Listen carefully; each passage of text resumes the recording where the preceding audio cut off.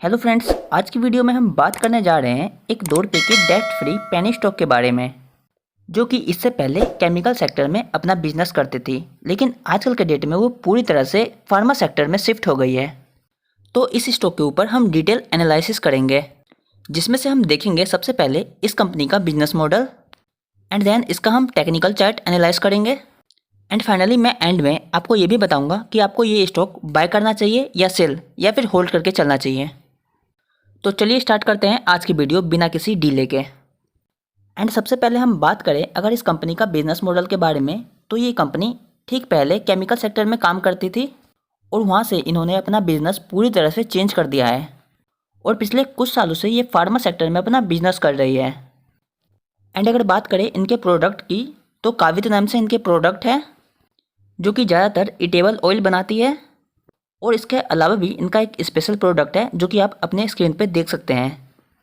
जी हाँ फ्रेंड्स, इवेक्सिया नाम का ब्रांड लगा है इस प्रोडक्ट पे, जो कि मेनली एनिमल केयर के लिए प्रोडक्ट है। एंड इंडिया में एनिमल केयर के फील्ड में कंपटीशन बहुत ही कम है और शायद कंपनी को लगता है कि वे इस फील्ड में अच्छा कर सकते हैं।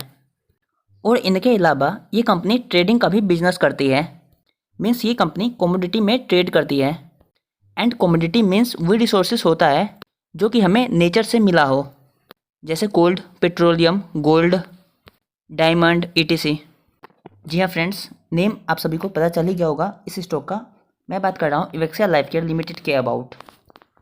एंड इस कंपनी ने कुछ मंथ पहले ही मिमसोल एनर्जी सिस्टम प्राइवेट लिमिटेड के 50% स्टेक एक्वायर कर लिया था, जो कि एनर्जी सेक्टर की कंपनी थी। और इसके अलावा भी आप सभी ने कई सारे न्यूज़ सुने होंगे इस शेयर के अबाउट, लेकिन आगे आपको ये भी पता लगेगा कि ये शेयर अंदर से कितना खोखला है। एंड अगर हम इस स्टॉक का टेक्निकल चार्ट देखते हैं, तो 1 मंथ में देखेंगे तो देख सकते हैं 4% का लॉस है, 6 मंथ में भी अच्छा खासा लॉस है। लेकिन अगर हम इसका मैक्सिमम चार्ट देखते हैं तो ये देखिए बहुत ही बुरा हाल है। ये देखिए इतने सालों से जो स्टॉक कंसोलिडेट कर रही थी, आजकल के डेट में फिर एक बार हुए उसी लेवल पे आ चुकी है। हालांकि बीच में इसका प्राइस इंक्रीज जरूर हुआ था, लेकिन जितने तेज़ी से इसका प्राइस बढ़ा था उतनी तेज़ी से ये शेयर नीचे भी आ चुका था। और अगर हम फंडामेंटल की बात करें इस स्टॉक की, तो वो तो और ही ख़त्म है। ये देखिए सबसे पहले बात करेंगे अगर हम इस कंपनी के मार्केट कैप की, तो देख सकते हैं 118 करोड़ का मार्केट कैप है। एंड लास्ट टाइम जब मैंने इस कंपनी पे वीडियो बनाया था तो इसका मार्केट कैप 150 से ज़्यादा था। और साथ ही कंपनी ने 8 रुपीज़ का जो हाईएस्ट लगाया था, वहाँ से आज की डेट में ये शेयर आपको देखने को मिल रहा है 1.90 पैसे पे। एंड पीई रेशियो देखने के बाद तो आपको डर लगने लगेगा। 155 का पीई हो गया है इस स्टॉक का, मीन्स आपको 1 रुपये कमाने के लिए 155 रुपये देने पड़ रहे हैं। और उसके बाद डिविडेंड देने की तो इस कंपनी की औकात नहीं है। और साथ ही आरओसी और आरओई तो इतना कम है इस कंपनी का कि इससे तेज़ी तो इंडिया में महंगाई बढ़ जाती है। और 80% रिटेल इन्वेस्टर तो इस स्टॉक में फंसे हुए हैं और वो तो यही जानना चाहेंगे कि प्लस पॉइंट बताओ इस कंपनी की। तो देख लो यार, सिर्फ 2 प्लस पॉइंट मिला मुझे इस कंपनी का, जिसमें कि बता रहा है कि कंपनी ऑलमोस्ट डेट फ्री है और कंपनी के डेटा इंप्रूव हुए हैं। लेकिन इसी के अपोजिट अगर हम माइनस पॉइंट की बात करें इस कंपनी का, तो वो देखिए ख़त्म होने का नाम ही नहीं ले रहा।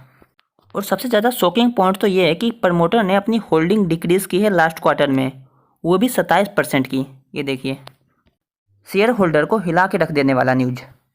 और इसके अलावा नीचे देखें तो और भी इस कंपनी के माइनस पॉइंट है। ये देखिए company poor sales growth show कर रही है, साथ में प्रमोटर की होल्डिंग 15% से भी कम की है और कंपनी पिछले 3 सालों से 2% का रिटर्न ऑन इक्विटी दे रही है। तो ये तो आप फंस चुके हो इस स्टॉक को बाय करके, लेकिन मैं आपको ये बताऊंगा कि अब आप क्या कर सकते हैं। लेकिन उससे पहले अगर लास्ट क्वार्टर का हम नेट प्रॉफिट देखें तो वो काफ़ी ठीक ठाक सा है। ये देखिए मार्च क्वार्टर में इस कंपनी का नेट प्रॉफिट माइनस में रहता है, लेकिन जून क्वार्टर में पॉजिटिव में आ जाता है 0.23% का। और साथ ही कंपनी के पास जितने एसेट है उतने इस कंपनी ने लायबिलिटी भी ले रखा है, तो ज़्यादा खुश होने की बात नहीं है।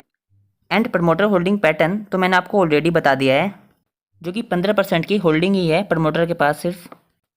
और 84% की जो होल्डिंग है इस कंपनी की, वो हम जैसे कुछ टैलेंटेड लोग लेके बैठे हुए हैं।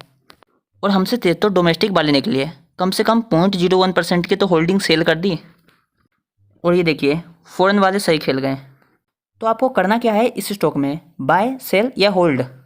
तो अगर आपने इस स्टॉक में ऑलरेडी अपना इन्वेस्टमेंट कर रखा है तो आप सिर्फ और सिर्फ होल्ड करके चलें, और अगर आपके पास कुछ फालतू के पैसे आ गए हैं तो आप इस स्टॉक में फेंक सकते हैं। फ्रेश बाइंग की गलती इस स्टॉक में बिल्कुल ही ना करें, और अगर आपको छोटा मोटा लॉस हो रहा हो इस स्टॉक में तो आप सेल कर दें, कोई दिक्कत नहीं। और अगर आप बड़ा लॉस लेके बैठे हुए हैं तो कुछ क्वार्टर का और वेट करें।